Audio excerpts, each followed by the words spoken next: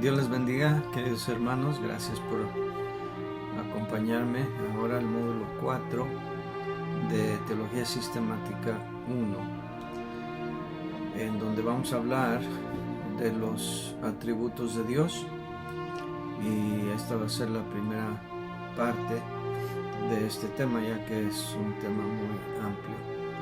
Vamos a pedir que Dios nos ayude y después comenzamos nuestra clase. Padre bueno y santo, Señor, te damos gracias que tenemos tu palabra que nos alumbra, que nos guía a toda verdad. Pedimos, Señor, que por medio de ella y con la dirección de tu Espíritu Santo, no solamente adquiramos conocimiento a nivel intelectual, Señor, sino que por medio de este aprendizaje teórico podamos enamorarnos más de Dios, conocerte más a ti y amoldar más apegado a la palabra de Dios nuestro conducirnos, nuestra vida en todos los aspectos, Señor. Danos pues corazones entendidos y dispuestos para recibir la palabra por medio de este estudio, Señor. Te damos las gracias en el nombre de Cristo. Amén.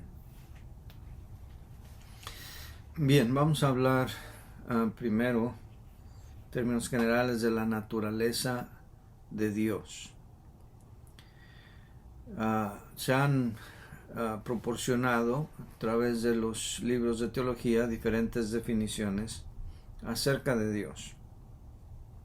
Ninguna seguramente le hará justicia a Dios, porque Dios no puede ser ni siquiera encerrado o conceptualizado por la mente finita del hombre, o profundidad de las riquezas, de la sabiduría y de la ciencia de Dios. Cuán insondables son tus juicios e inescrutables tus caminos, nos dice el libro de Hebreos 11:33.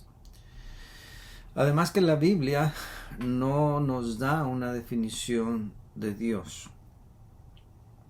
Y esto puede parecer sorprendente, pero no debe ser sorprendente, ya que la Biblia no es un compendio, no es una enciclopedia de teología. La Biblia no trata de mostrar la existencia de Dios, ni trata de explicar cómo es Dios. Simplemente da como un hecho que detrás de todos los eventos, detrás del escenario de el hombre, el universo, la creación, está el dramaturgo, está el escritor, está el compositor de la obra, por así decirlo, que es Dios y que allí ha estado siempre.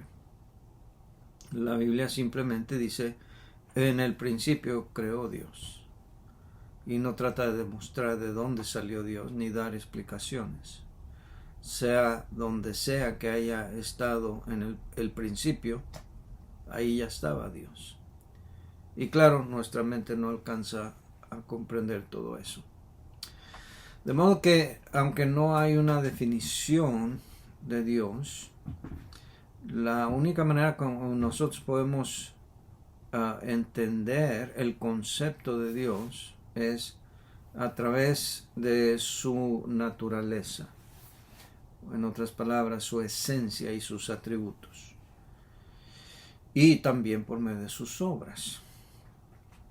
Y por eso vamos a dedicar estas dos sesiones, el módulo 4 y el 5, el 4 para hablar de los atributos de Dios y el 5 para hablar de extendernos un poquito más a la naturaleza de Dios en cuanto a los nombres de Dios y los decretos y las obras de Dios, que vamos a ver en el módulo 5. Pero en algunas de las declaraciones de fe o confesiones de fe, como también son conocidas, se han dado diferentes definiciones. Y ninguna, como dije, va jamás a hacerle justicia a quien es Dios. Pero aunque cada mente debe estar satisfecha con su entendimiento de Dios, mientras esté basado en las Escrituras, es bueno exponernos, abrir nuestro entendimiento para recibir como otros han entendido a Dios, otros que posiblemente han meditado y estudiado más que nosotros en este campo de la teología. Y por lo tanto quiero compartir con ustedes la confesión de Westminster, que es una de las declaraciones de fe de mayor tradición en el mundo cristiano. Y esta es la definición que viene allí. Dice: hay solo un Dios viviente y verdadero, quien es infinito en ser y en perfección, un espíritu purísimo, invisible, sin cuerpo o partes o posesiones, inmutable, inmenso, eterno, incomparable, todopoderoso, todo sabiduría, todo santidad, absolutamente libre, soberano, que obra todas las cosas según el puro afecto de su voluntad inmutable y justa, para su propia gloria, y perfecto en su amor, gracia, misericordia, paciencia, abundante en bondad y verdad, perdonador de la iniquidad, transgresión y pecado, y quien en ningún modo absolverá al culpable.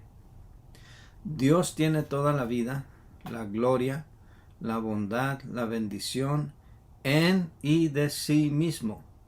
Solamente Él es en y para sí mismo todo suficiente, sin tener necesidad de ninguna de sus criaturas, ni de recibir gloria alguna de estas, sino solamente manifestando su propia gloria en, por, para y sobre ellas.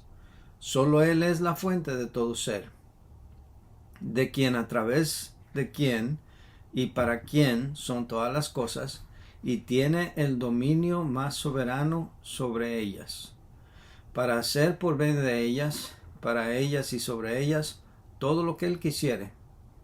Delante de Él todas las cosas están abiertas y manifestadas. Su conocimiento es infinito, infalible e independiente sobre sus criaturas, de modo que para Él nada es fortuito o incierto. Él es infinitamente santo en todos sus propósitos, en todas sus obras y en todos sus mandamientos. Él es digno de recibir de los ángeles, los hombres y todas las demás criaturas cualquier adoración, servicio u obediencia que Él se complazca en requerir de ellos. En la unidad de la deidad hay tres personas de una substancia, poder y eternidad. Dios es el Padre, Dios el Hijo y Dios el Espíritu Santo. El Padre es de ninguno, ni engendrado, ni en origen. El Hijo es eternamente engendrado del Padre. El Espíritu Santo procede del Padre y del Hijo. Y esto ustedes lo pueden ver en el libro de Schaeffer, en las páginas 195 y 196.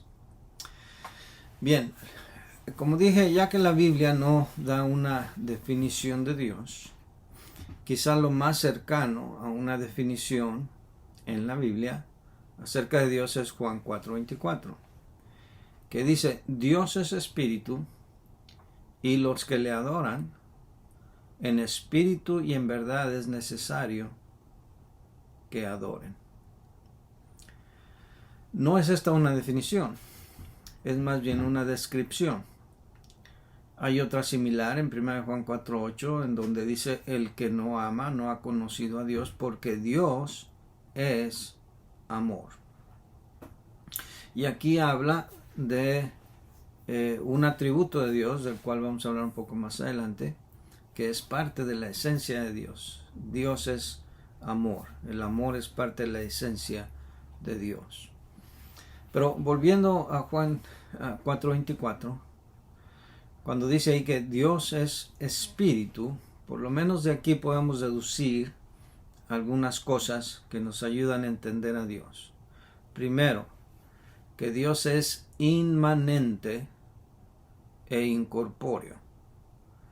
O sea que Dios trasciende lo físico, trasciende lo que nuestros sentidos perciben, y es incorpóreo.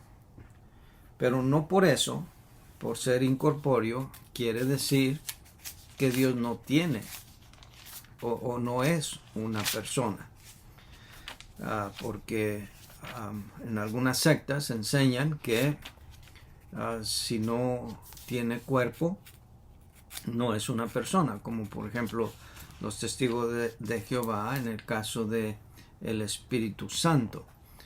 Los testigos de Jehová han venido perpetrando este error de esta herejía llamada socianismo, que niega la personalidad del Espíritu Santo.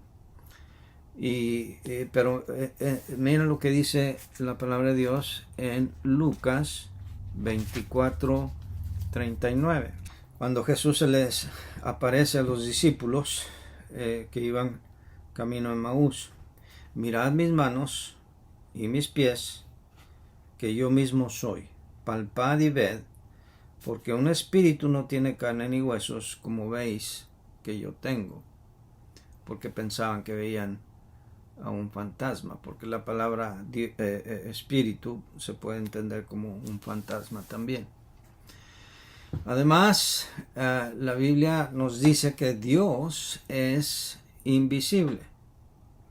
En Juan 1:18 dice que aquel verbo fue hecho carne y habitó entre nosotros, y vimos su gloria, gloria como del unigénito del Padre, lleno de gracia y de verdad. Y luego, en el versículo 18 de ahí de Juan capítulo 1, dice: a Dios nadie le vio jamás.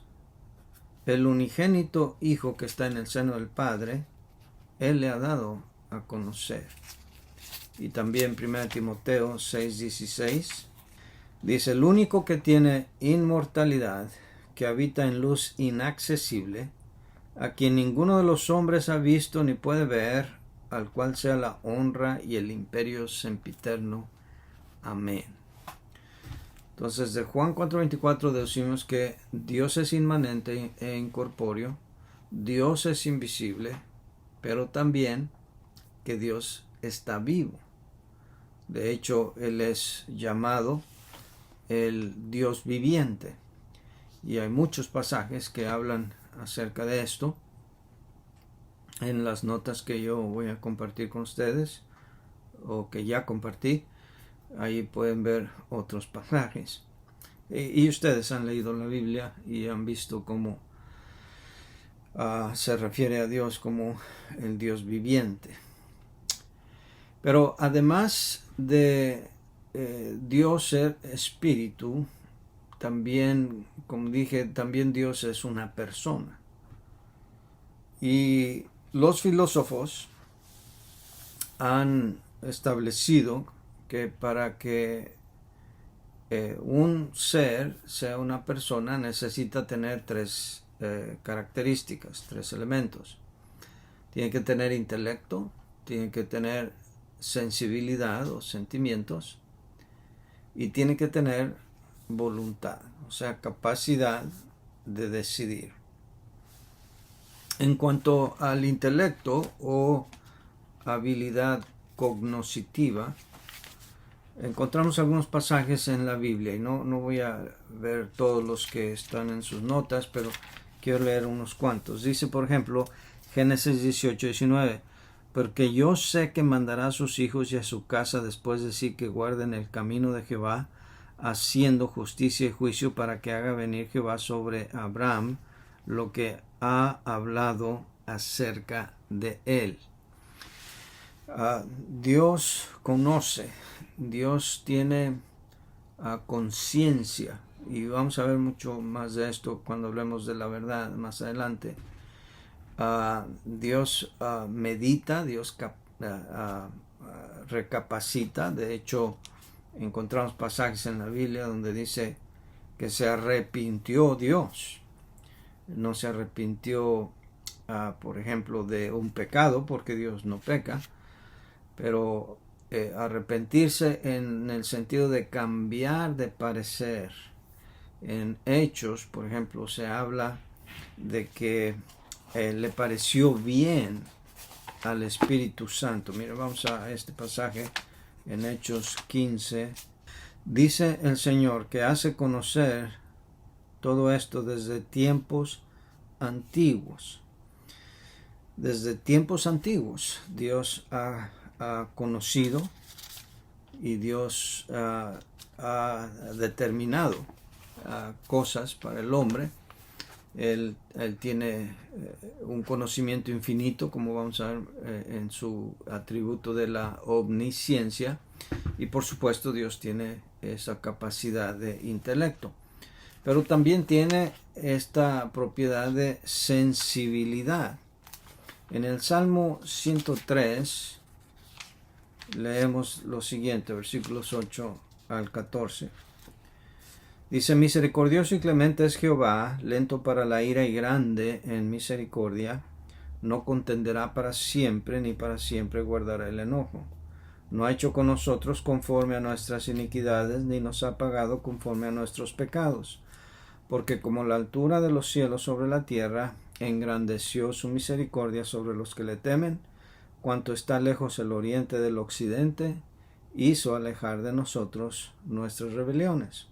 Como el Padre se compadece de los hijos, se compadece Jehová de los que le temen, porque Él conoce nuestra condición, se acuerda de que somos polvo. Dios tiene sentimientos en general. Dios ama, pero Dios aborrece también, aborrece el pecado. Dios también nos anhela celosamente, y todas esas evidencias del amor de Dios, Juan 3:16, es lo que nos atrae a Dios, y sabemos que estas son manifestaciones de sus sentimientos, y como hemos dicho en estudios anteriores, eso es lo que nos hace a nosotros semejantes a Dios, porque en esos aspectos es que fuimos hechos a la imagen y semejanza de Dios. Pero Dios también tiene voluntad. Salmo 115, 3. Dice: nuestro Dios está en los cielos, todo lo que quiso ha hecho. Primera de Timoteo 2:4.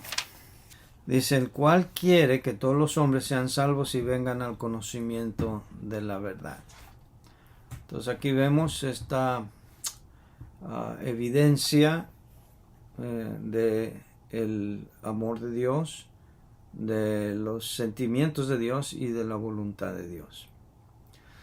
Ahora vamos a hablar de la esencia de Dios.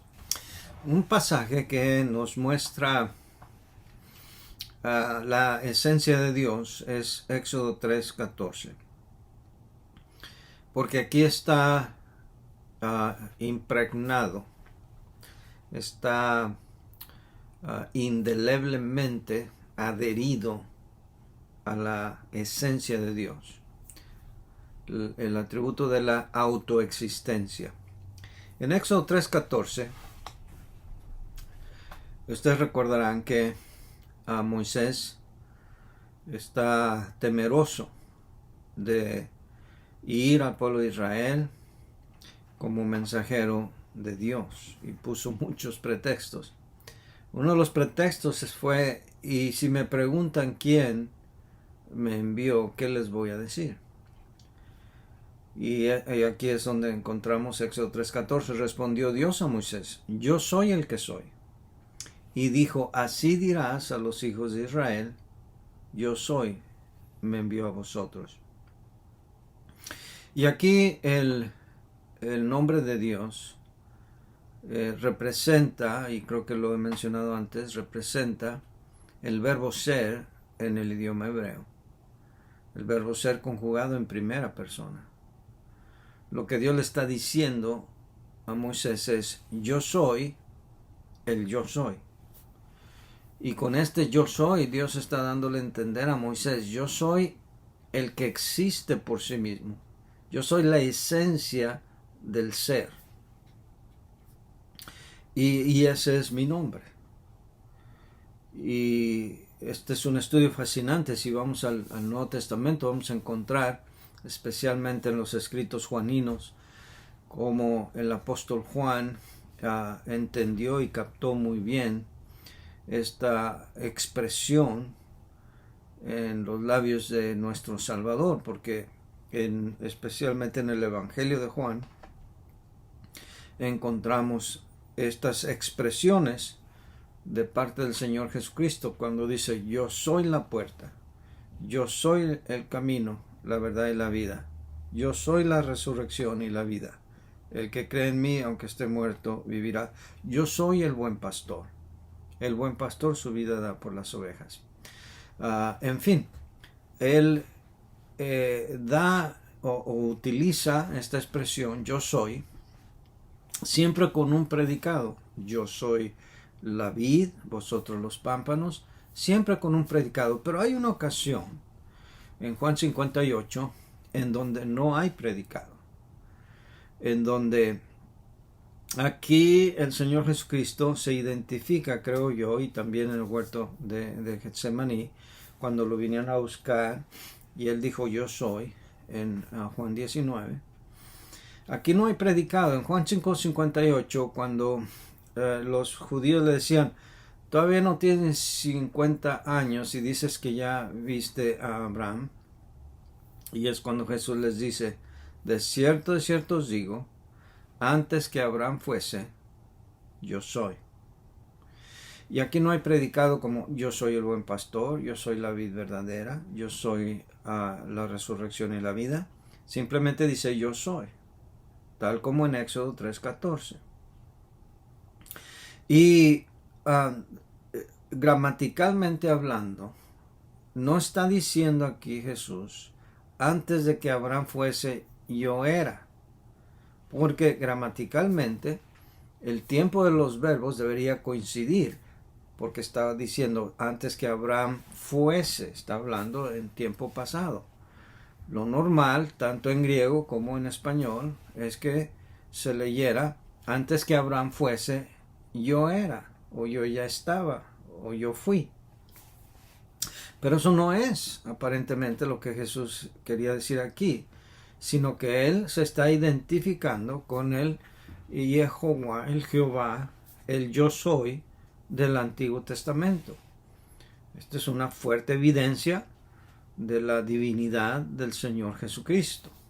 Lo que el Señor Jesucristo está diciendo aquí es que Él es el Jehová, el yo soy, el que tiene la esencia en sí mismo del ser, el autoexistente, el que existe por sí mismo, el que no ha recibido su vida de parte de nadie. Más adelante vamos a ver otro pasaje donde dice que él tiene el derecho sobre la vida, y de hecho cuando él puso su vida por la humanidad, dijo: yo pongo la vida de mí mismo, tengo poder para ponerla y tengo poder para volverla a tomar.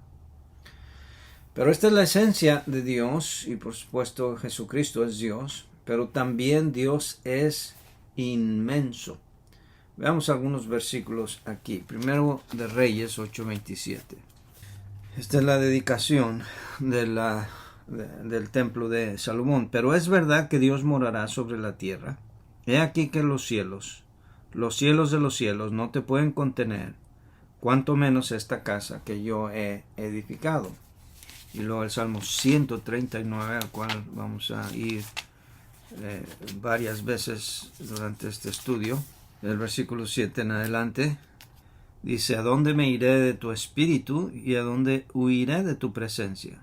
Si subiere a los cielos, allí estás tú. Si en el Seol hiciere mi estrado, he aquí allí tú estás.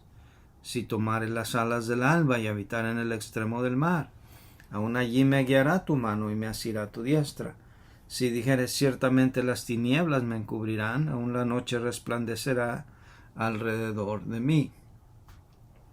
En otras palabras, no hay lugar donde uno pueda huir, escaparse de Dios. Y luego también en el libro de los Hechos, el discurso de Pablo en Atenas, en el capítulo 17, versículo 24, dice: el Dios que hizo el mundo y todas las cosas que en él hay, siendo Señor del cielo y la tierra, no habita en templos hechos por manos humanas, ni es honrado por manos de hombres como si necesitase de algo, pues Él es quien da a todos vida y aliento y todas las cosas.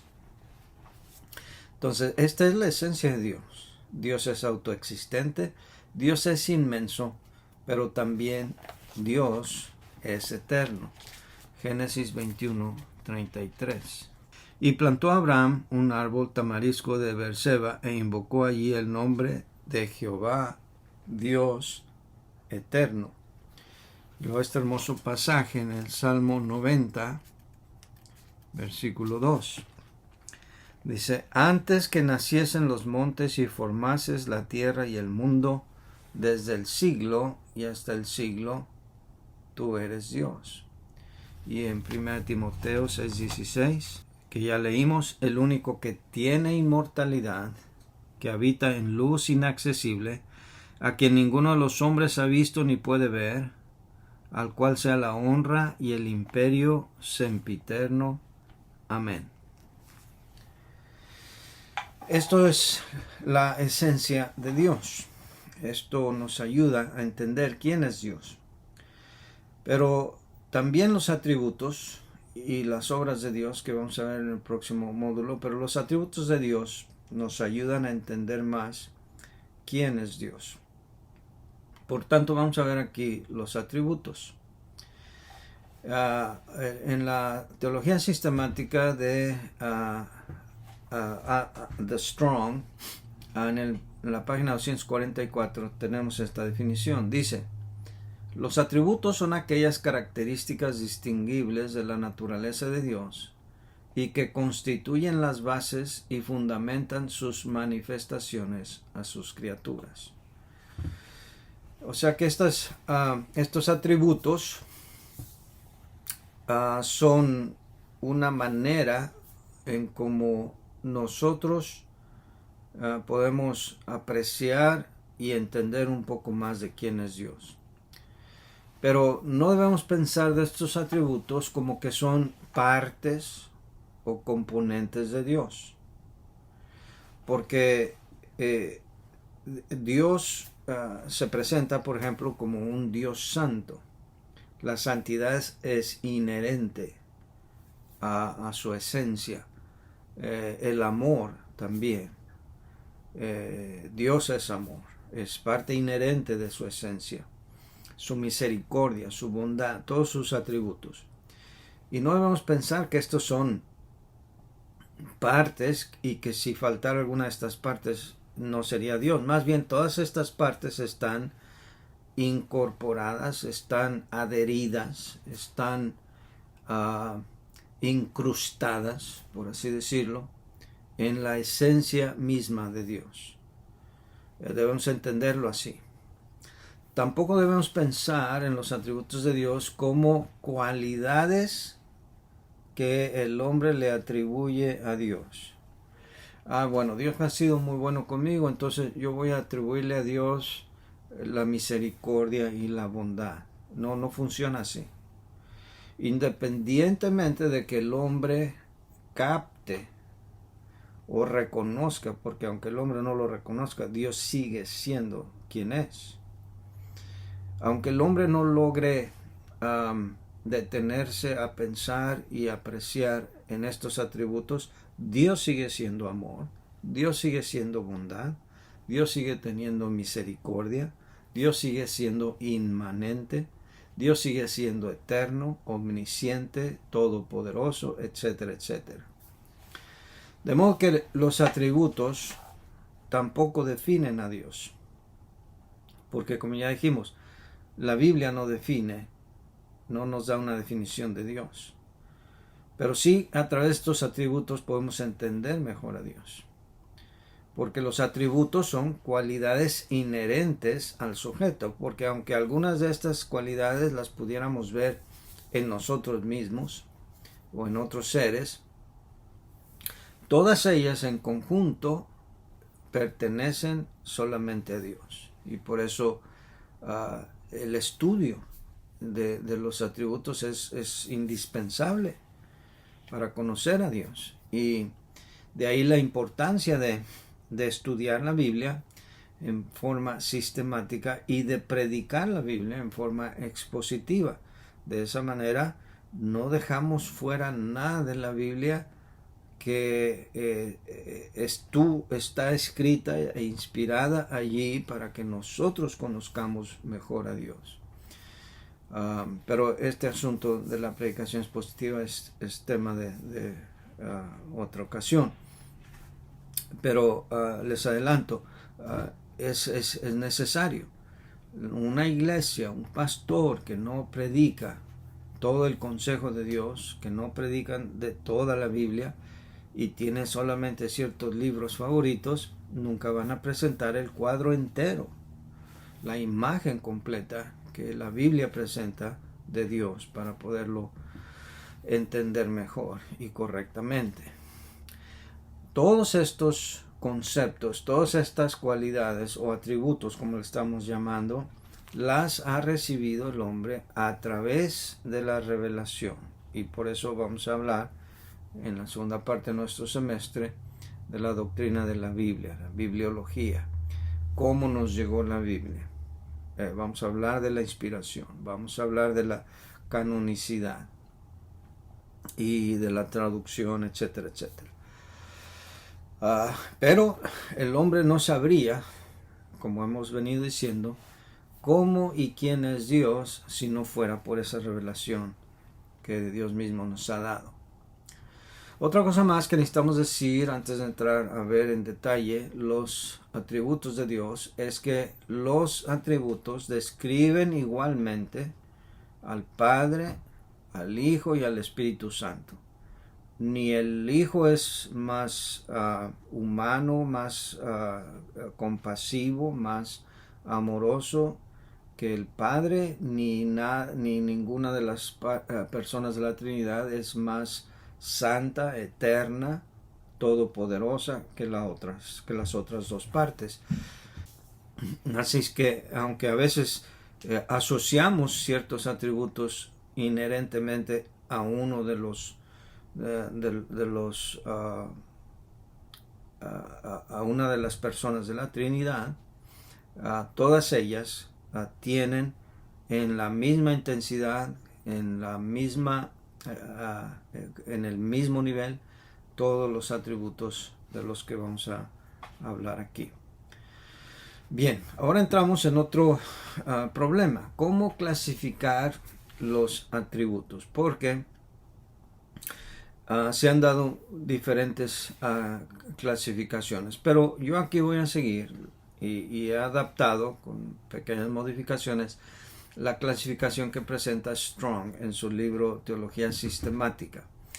Y él presenta los atributos en dos categorías. Primero, en la categoría de los atributos absolutos o inmanentes, y luego en los atributos relativos o transitivos. Primero vamos a ver los absolutos e inmanentes. Entre estos están aquellos que involucran espiritualidad, los que involucran infinidad y los que involucran perfección. Entre los que involucran espiritualidad tenemos, por ejemplo, el atributo de la vida. Dice Jeremías 10:10, por ejemplo, mas Jehová es el Dios verdadero, Él es Dios vivo y Rey eterno, a su ira tiembla la tierra, y las naciones no pueden sufrir su indignación. Y Juan 5:26 es el versículo al que hacía referencia yo hace un rato, porque como el Padre tiene vida en sí mismo, así también ha dado al Hijo el tener vida en sí mismo. Y esto es un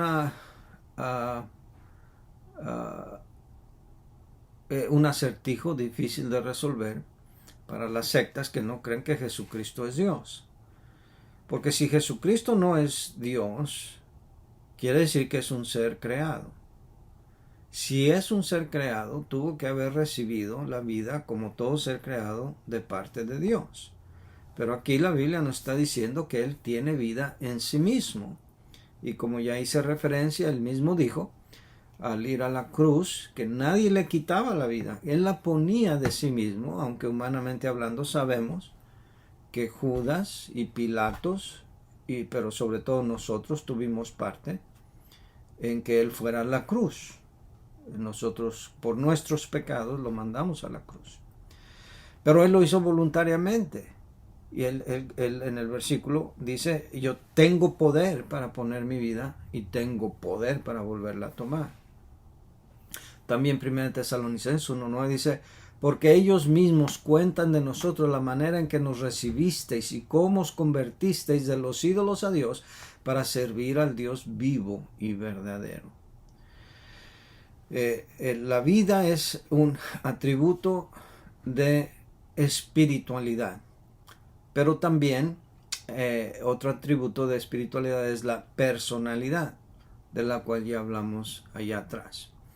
Entre estos atributos absolutos o inmanentes, dije también que están los que involucran infinidad, como la autoexistencia, del cual ya hablamos arriba, Éxodo 3:14. Pero también inmutabilidad, y para esto vamos a ver aquí algunos pasajes. Dios es inmutable, Dios no cambia. Salmo 102:27 dice, pero tú eres el mismo y tus años no acabarán. Tú eres el mismo. Hebreos 13:8 también dice, Jesucristo es el mismo ayer y hoy y por los siglos. Quiere decir que es inmutable y por supuesto si este atributo es una atributo de la divinidad y Jesucristo es inmutable, Él es el mismo ayer, hoy y por los siglos, quiere decir que Jesucristo es Dios, cosa que va contraria a lo que creen los testigos de Jehová, que en el pasado Jesucristo era el arcángel Miguel, y no, Jesucristo es el mismo ayer, hoy y por los siglos. También Malaquías 3:6 dice, porque yo Jehová no cambio, por esto, hijos de Jacob, no habéis sido consumidos. Y Santiago 1:17 también dice ahí la Biblia que en el cual no hay cambio ni sombra de variación. Dios no cambia. Y hermanos, eso es una bendición para nosotros como creyentes, porque gracias a que Dios no cambia, sus promesas no cambian, su esencia no cambia, podemos descansar en Él, podemos descansar en sus promesas. Si Él prometió algo, Él lo va a cumplir, como dice Números. Dios no es hombre para que mienta, ni hijo de hombre para que se arrepienta. Él dijo y no hará, Él habló, no lo ejecutará. Así que nosotros podemos descansar. Estos atributos son una fortaleza para el creyente porque podemos descansar en este atributo de la inmutabilidad de Dios. Como dice aquí Malaquías, el pueblo de Israel no fue consumido por el hecho de que Dios no cambia. Ahora, dentro de estos atributos que involucran infinidad está también el de la unidad. Deuteronomio 6:4, un pasaje bien conocido, dice, oye Israel, Jehová nuestro Dios, Jehová uno es. Este es un versículo de batalla de los testigos de Jehová para negar la divinidad de Cristo y negar la Trinidad. Pero al contrario, para nosotros eso fortalece más nuestra doctrina de la Trinidad, porque no son tres dioses en uno, ni son tres dioses, sino son tres personas en un solo Dios. Son las personas de la Trinidad, como cuando vamos a estudiar lo de la Trinidad, lo vamos a hablar en más detalle, son manifestaciones de la deidad, no personalidades, personas individuales separadas una de otra, sino que es una perfecta armonía en la Trinidad. Isaías 44:6, por ejemplo, nos dice: así dice Jehová, Rey de Israel y su Redentor, Jehová de los ejércitos: yo soy el primero y yo soy el postrero, y fuera de mí no hay Dios. Vamos a ver este versículo un poquito más adelante, pero aquí está hablando de la unicidad de Dios. También en Juan 5:44. ¿Cómo podéis vosotros creer, pues recibís gloria los unos de los otros y no buscáis la gloria que viene del Dios único? Dios es único. En la oración del Señor Jesucristo en Juan 17:3 que hemos citado, dice: y esta es la vida eterna, que te conozcan a ti, el único Dios verdadero, y a Jesucristo a quien has enviado. Entonces hay un solo Dios, ese Dios es uno, ese Dios es Jehová. Y ese Dios en el Nuevo Testamento es Jesús, que por cierto el nombre Jesús quiere decir Jehová salva. No es otro Dios, es el mismo Dios, Dios encarnado, el unigénito Hijo, el que vino a dar a conocer al Padre. Y estos están unidos. Ahora, hay otros atributos dentro de los absolutos o inmanentes que involucran perfección. Y dentro de estos atributos está la verdad, el amor y la santidad. Y hay variedades o variaciones de estos atributos. Por ejemplo, hablando de la verdad, no es solamente que Dios es la verdad, sino que Dios es veraz, Dios no miente. Y vamos a ver un par de pasajes aquí. Por ejemplo, Jeremías 10:10. Dice: mas Jehová es el Dios verdadero, Él es Dios vivo y eterno, a su ira tiembla la tierra y las naciones no pueden sufrir su indignación. Dios verdadero. Si Dios es verdadero, también es el Dios de verdad, como dijo el Señor Jesucristo en Juan 14:6. Yo soy el camino, la verdad y la vida. Él no dijo yo conozco la verdad, ni tampoco dijo yo tengo la verdad, aunque la tiene, pero sí dijo yo soy la verdad. Y ningún otro ser humano puede decir eso. Nosotros, como hijos de Dios, conocemos al que es verdadero, como nos dice precisamente Primera de Juan, capítulo 5, versículo 20. Otro enigma para los testigos de Jehová. Dice: pero sabemos que el Hijo de Dios ha venido y nos ha dado entendimiento para conocer al que es verdadero. Y estamos en el verdadero, en su Hijo Jesucristo. Este es el verdadero Dios y la vida eterna. Aquí Juan nos está diciendo que Jesucristo vino para ayudarnos a conocer al verdadero. Y luego dice: y estamos en el verdadero, en su Hijo Jesucristo. Y aquí parece seguir manteniendo al Padre y al Hijo separados. Pero luego dice: y estamos en el verdadero, en su Hijo Jesucristo. Este es el verdadero Dios y la vida eterna. Entonces vemos la gran armonía, hermanos, de la Biblia al presentar al Señor Jesucristo como el verdadero Dios y el único Dios, y el Dios de verdad y el Dios verdadero. Y como encontramos en otras porciones de la Escritura, sea Dios veraz y todo hombre mentiroso. como dice Romanos 3:4.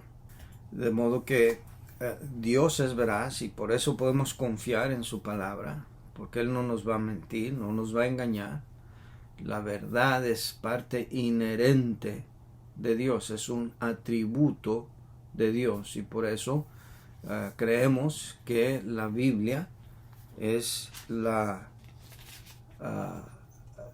el depósito de la verdad de Dios y por eso la reverenciamos, la respetamos, la estudiamos con cuidado, no la tomamos a la ligera, la respetamos, como dice también en Apocalipsis 3:7, por ejemplo. Dice, escribe al ángel de la iglesia en Filadelfia, esto dice el santo, el verdadero, el que tiene la llave de David y el que abre y ninguno cierra y cierra y ninguno abre. También allí mismo en Apocalipsis, pero en el capítulo 19, versículo 11. Entonces vi el cielo abierto y aquí un caballo blanco y el que lo montaba se llamaba Fiel y Verdadero y con justicia juzga y pelea. Dentro de estos atributos que involucran perfección tenemos pues la verdad y tenemos el amor y las variantes del amor como la bondad, la benignidad y todas estas variantes, ¿no?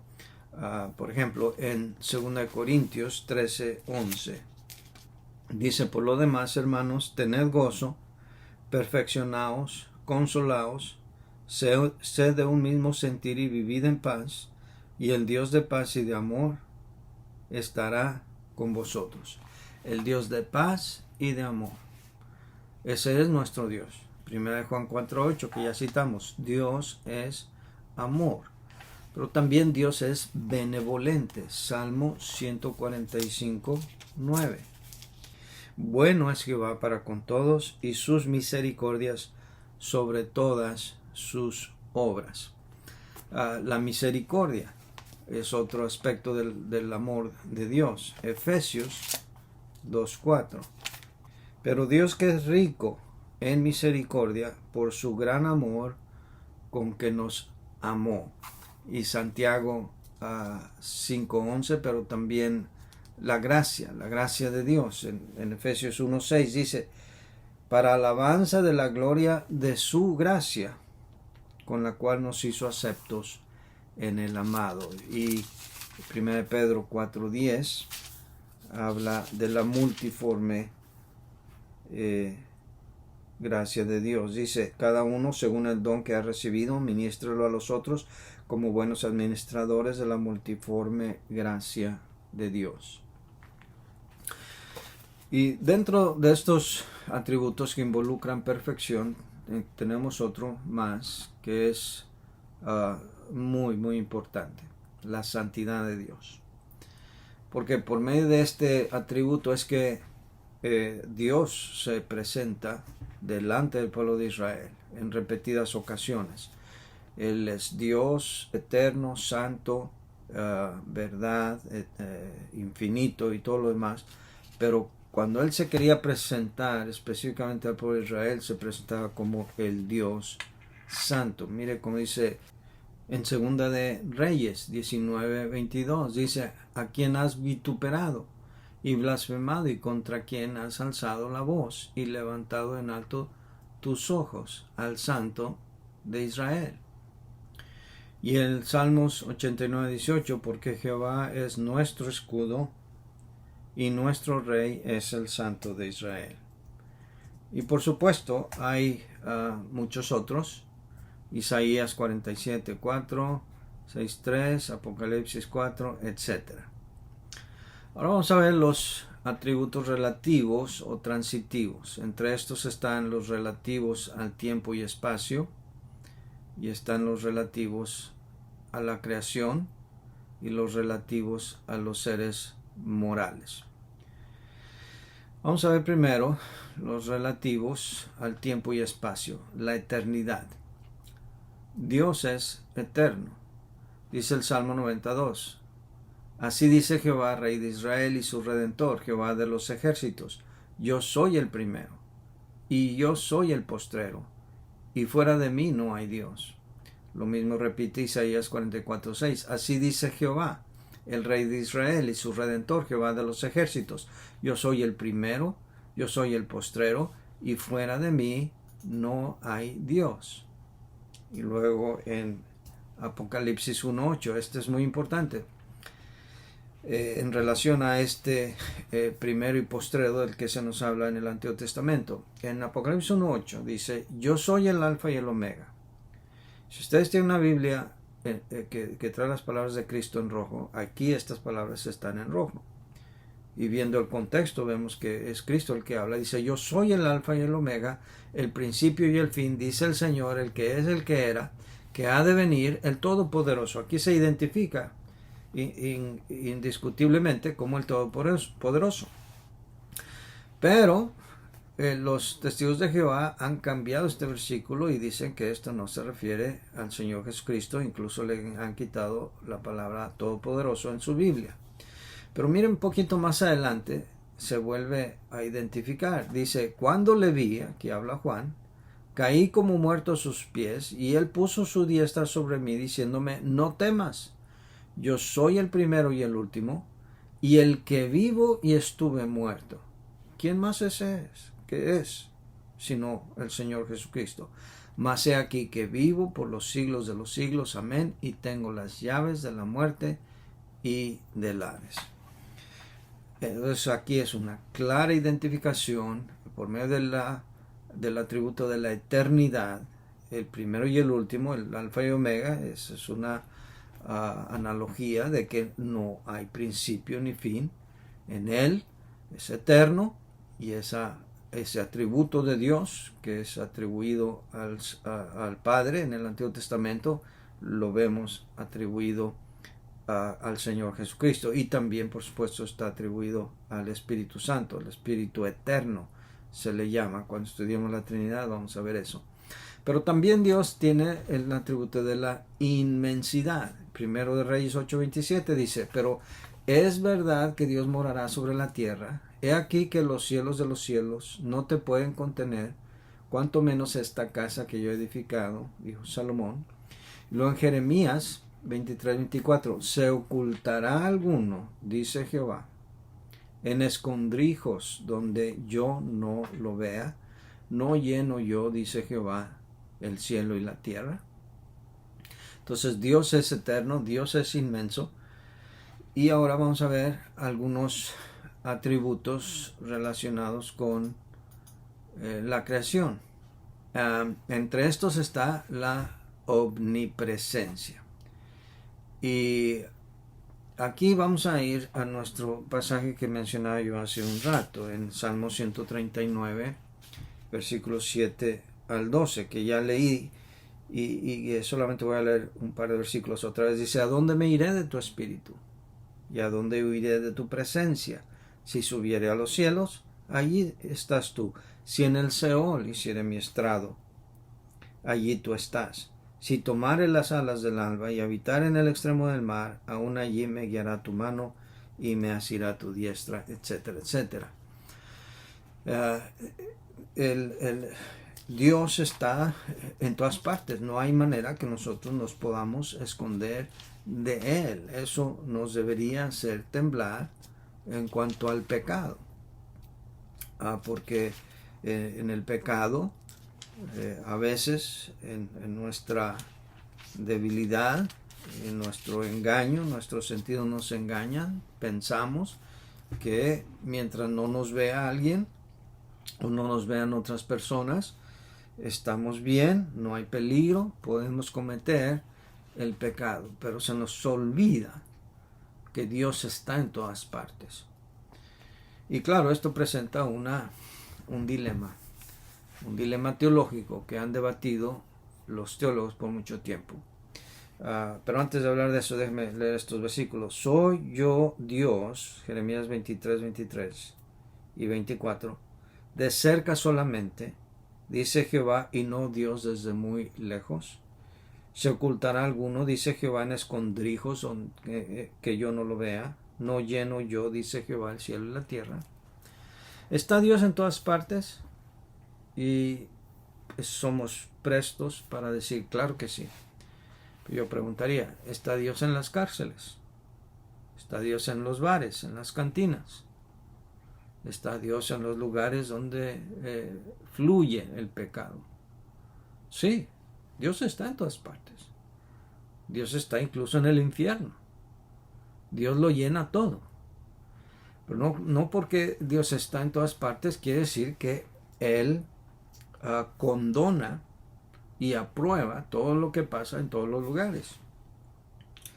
Y ya que Dios está en todas partes, aquellos que se rehúsan a ir a la iglesia y aquellos que se dicen cristianos, salvos, nacidos de nuevo, que no participan de la iglesia, no ponen sus dones, su tiempo, su dinero al servicio de Dios en la iglesia, y más ahora con la pandemia, que muchos han abandonado la familia de la fe, la iglesia, la casa de Dios, se van con la excusa de que Dios está en todas partes. No tengo que estar en la iglesia para estar con Dios. Es verdad. Pero aunque Dios está en todas partes, también la Biblia nos exhorta a buscar el compañerismo, a buscar la presencia de Dios en la casa de Dios y a buscar el alimento espiritual, etcétera. Pero ese es otro tema. De modo que no hay que usar la omnipresencia de Dios como excusa para no servirle, ¿verdad? Porque Dios sí está en todas partes, pero no quiere decir que Él aprueba todo lo que pasa en todos los lugares.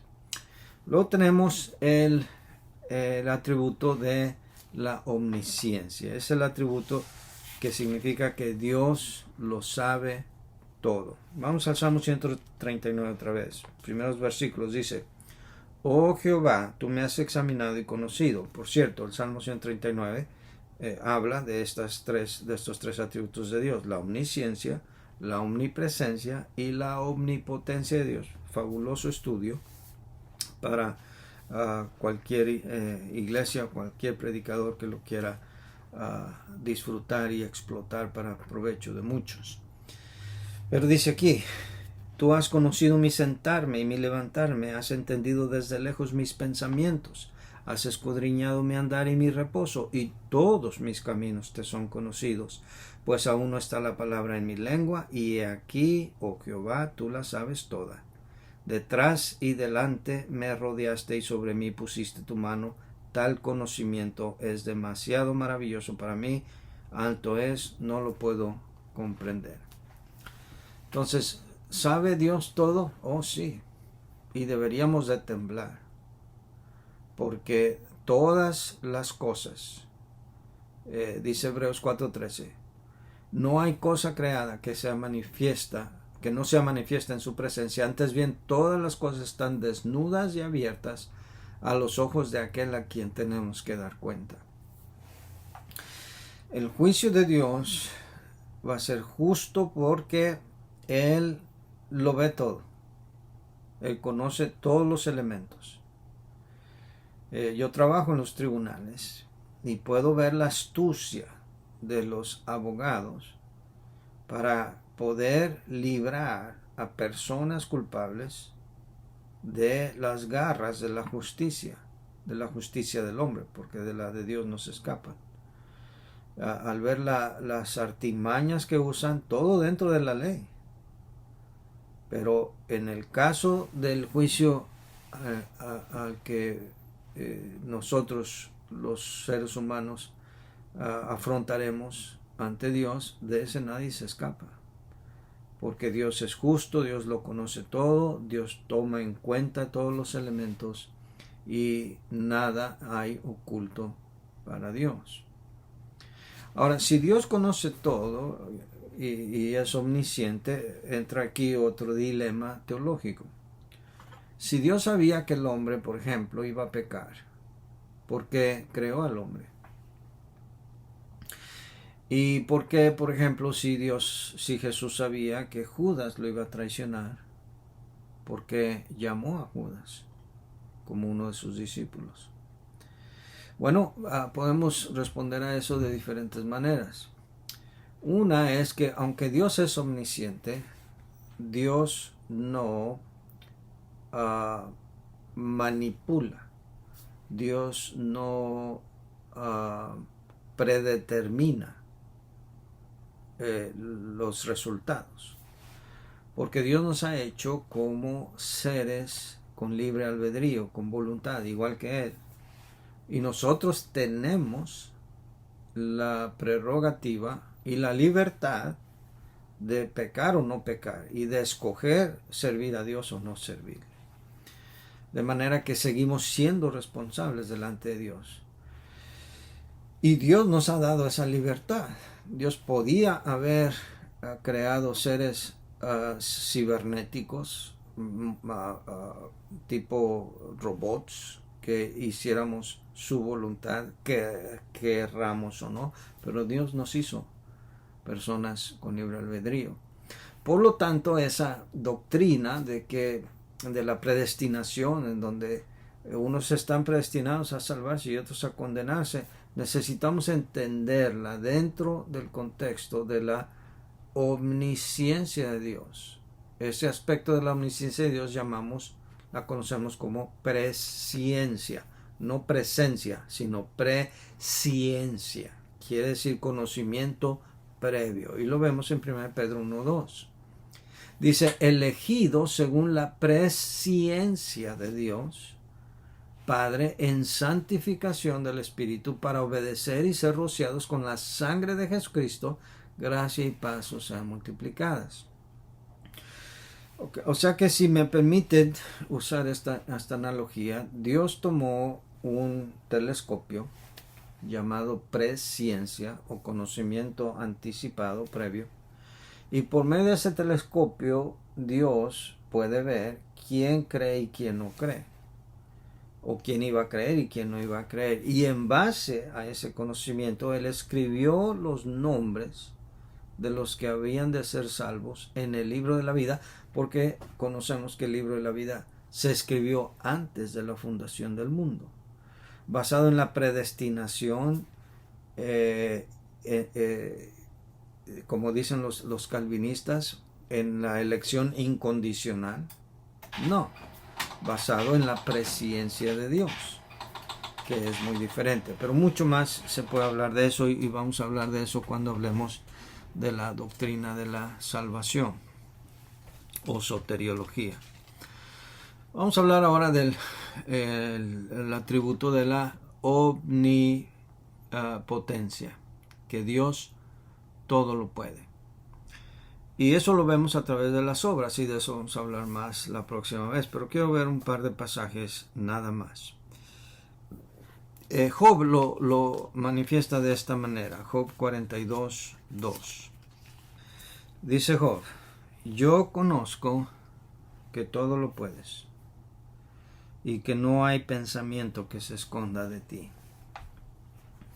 Aquí tenemos un hombre que había sido perfecto desde un punto de vista humano delante de Dios en todos sus caminos, pero que después pasó por una escuela de aprendizaje estricta y dura, y como resultado de este aprendizaje, de esta capacitación, adiestramiento cruel, duro, él salió purificado, dice él mismo, como oro. Fue probado en el fuego y salió como oro. Y al final pudo haber dicho, de oídas te había oído, mas ahora mis ojos te ven. Ya en el capítulo 42 que estamos citando aquí en el versículo 5. Pero aquí en el versículo 22, mire a la conclusión magnífica que llega un hombre después de haber conocido a Dios de cerca, a través de las pruebas. Dice, yo conozco que todo lo puedes. Y esto nos lleva a responder a este dilema teológico, otro dilema más. Si Dios lo puede todo, ¿puede Dios salvar a Satanás? ¿Puede Dios salvar a los que no creen? ¿Puede Dios, y aquí vienen cosas tontas, caprichosas, ¿verdad? Que dice la gente, ¿puede Dios hacer un círculo cuadrado? Y los que defienden, por ejemplo, los sanadores, engañadores de estos tiempos, que dicen que Dios puede salvar todavía. Sí, nadie duda de eso. Dios puede sanar. Dios puede salvar a quien Él quiera. Dios puede salvar a Satanás. Pero la omnipotencia de Dios no es un atributo independiente de Dios. Si nosotros tuviéramos ese atributo, sería un desastre, porque lo usaríamos indiscriminadamente sin acompañarlo de los otros atributos que Dios tiene, como la omnisciencia, como la soberanía, como la justicia. Todos esos atributos, hermanos, entran en juego, de modo que Dios no actúa en forma intempestiva por impulsos carnales, egoístas, mezquinos. No, Dios actúa en todas sus obras en pleno conocimiento del efecto y la causa, en amor, compasión, santidad, en justicia.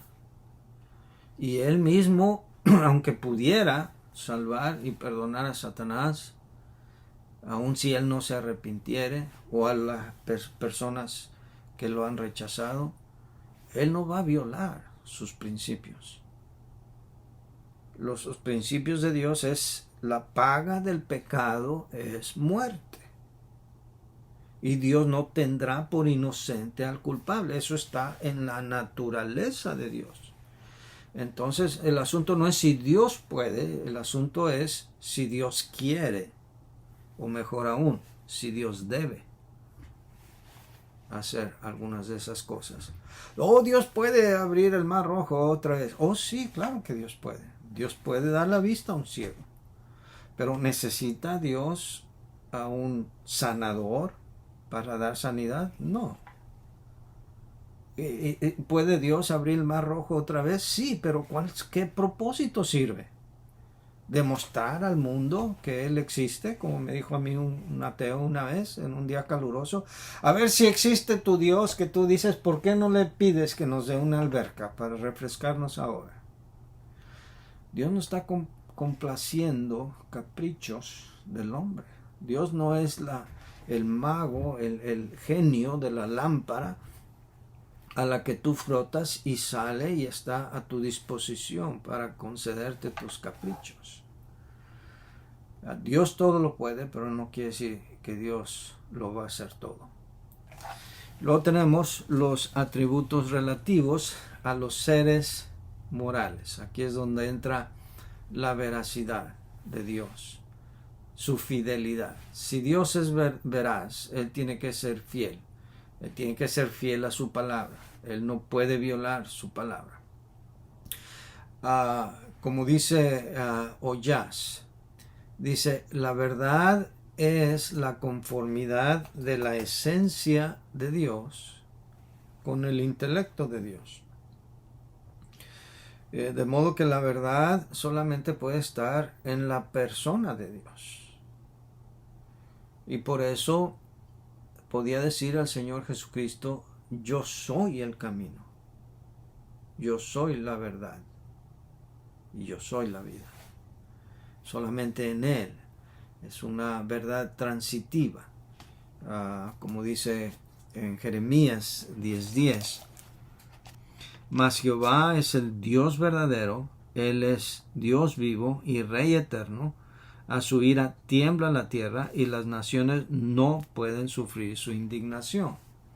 Y como ya cité también Romanos 3, sea Dios veraz y todo hombre mentiroso. Entonces Dios es fiel. Nosotros, los tesalonicenses, 1 Tesalonicenses 1:9 dice que se convirtieron para servir al Dios vivo y verdadero. Y 1 Juan, ya vimos también, estamos en el verdadero. en su Hijo Jesucristo, etc. Pero también es Dios misericordioso, de bondad, y este es el amor transitivo. Ya también hablamos de estos pasajes, algunos de estos pasajes que hablan de el amor de Dios y las variantes de este atributo, como la benignidad, bondad, mansedumbre, misericordia, etc. Y por último, quiero hablar del atributo de la justicia o rectitud, que es la santidad transitiva. Vamos a Esdras 9:15. Allí dice: Oh Jehová Dios de Israel, tú eres justo, puesto que hemos quedado un remanente que ha escapado como en este día. Henos aquí delante de ti en nuestros delitos, porque no es posible estar en tu presencia a causa de esto. Dios es justo. Isaías 45:21. Proclamad y hacedlos acercarse y entren todos en consulta. ¿Quién hizo oír esto desde el principio y lo tiene dicho desde entonces? Sino yo, Jehová, y no hay más Dios que yo, Dios justo y salvador, ningún otro fuera de mí. En la justicia de Dios demanda la obediencia y el seguimiento a los mandamientos de Dios. De manera que Dios no puede simplemente perdonar el pecado. Esta es otra razón por qué no perdona a Dios simplemente a Satanás o a la gente que rechaza a Dios. Porque entonces, ¿dónde está la justicia de Dios? Porque ¿para qué entonces Dios puso sus leyes? El que haga estas cosas vivirá por ellas. No habría razón de eso. Pero Dios es justo, como nos dice también Apocalipsis 16:5. Y oí al ángel de las aguas que decía: Justo eres, oh Señor, el que eres, el que eras, el santo, porque has juzgado estas cosas. Y como nos dice Romanos también, nosotros debemos descansar en Dios en cuanto a su justicia, no solo para nuestra salvación, sino por supuesto también en todos los aspectos de nuestra vida. Dice la Biblia: mía es la venganza, dice el Señor, yo pagaré.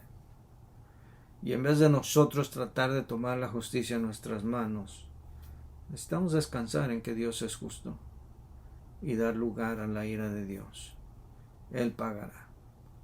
Así que, hermanos, mucho se puede decir acerca de todos estos atributos de Dios, pero les queda a ustedes indagar, profundizarse, y les aconsejo ver cada pasaje que mencionan los libros que recomendamos para leer, y que los estudien y hagan una serie de mensajes sobre esto. Si usted es pastor, predicador, va a ser un estudio recompensante para usted y para los que lo oyeren. Termino solamente diciendo lo siguiente: varios libros de teología sistemática clasifican los atributos de muchas otras maneras. Clasifican los atributos como comunicables y no comunicables, como inmanentes o transitivos y emanentes o transitivos, como pasivos y activos, como negativos y positivos. Y realmente la manera como se clasifiquen es irrelevante. No hay una regla, un canon que diga esta es la mejor manera de clasificarlo. La clasificación tiene más propósito de organizar estos conceptos en nuestra mente, entenderlos mejor, compartirlos mejor. Pero mientras sepamos mejor lo que significan y el impacto que todo eso tiene en nuestra vida, hermanos, esto será de mayor provecho. Y ese es, creo yo, el propósito por el cual Dios se nos ha manifestado en todos estos atributos en la palabra de Dios, para que nosotros lo lleguemos a conocer de una manera más íntima y que podamos apropiarnos todas esas manifestaciones de Dios que están ahí para nuestro provecho. Acerquémonos confiadamente entonces a nuestro Dios. Dios les bendiga, hermanos. Buenas noches.